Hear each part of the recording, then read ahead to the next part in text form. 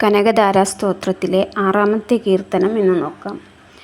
പ്രാപ്തം പദം പ്രഥമതഗലു യത് പ്രഭാവാൽ മാംഗല്യഭാജി മധുമാതിനി മന്മഥേന മയ്യാപതേതദിഹ മന്ദരമീക്ഷണാർദ്ധം മന്ദാലസം ചമകരാലയ കന്യകായ.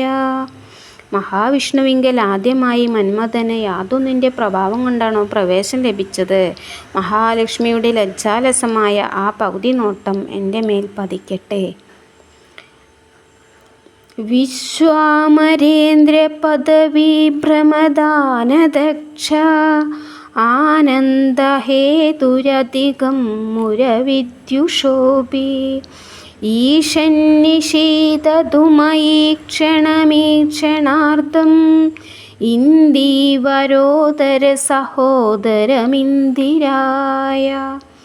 വിശ്വാമരേന്ദ്ര പദവിയോ അമരേന്ദ്ര പദവിയോ തരുവാൻ സമർത്ഥവും മധുദൂഷിയായ മഹാവിഷ്ണുവിന് പോലും അത്യധികം ആനന്ദത്തിന് കാരണഭൂതവുമായ മഹാലക്ഷ്മിയുടെ കരിങ്കൂവളപ്പൂവിൻ്റെ അന്തർഭാഗത്തിന് തുല്യമായ അർദ്ധകടാക്ഷം ഒരു ക്ഷണനേരത്തേക്ക് എന്നിൽ പതിക്കട്ടെ.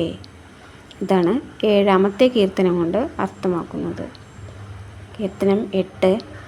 ഇഷ്ടാവിശിഷ്ടമതയോഭിയയാദയാർദ്ര ദൃഷ്ട്യാ സ്ത്രീവിഷ്ടപദം സുലഭം ലഭന്തേ ദൃഷ്ടിപ്രഹൃഷ്ടകമലോദരദീപ്തിരിഷ്ടാം പുഷ്ടിം കൃഷിഷ്ട മമ പുഷ്കരവിഷ്ടരായ.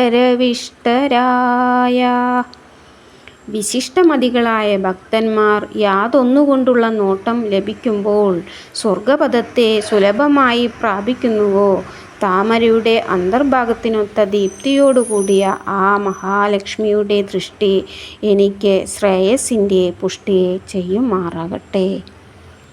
അങ്ങനെയാണ് 8-ാമത്തെ കീർത്തനത്തിൻ്റെ അർത്ഥം വരുന്നത്. അപ്പോൾ എല്ലാവരും കണ്ടിട്ട് ഷെയറും ലൈക്കും കമൻറ്റൊക്കെ ചെയ്യണേ.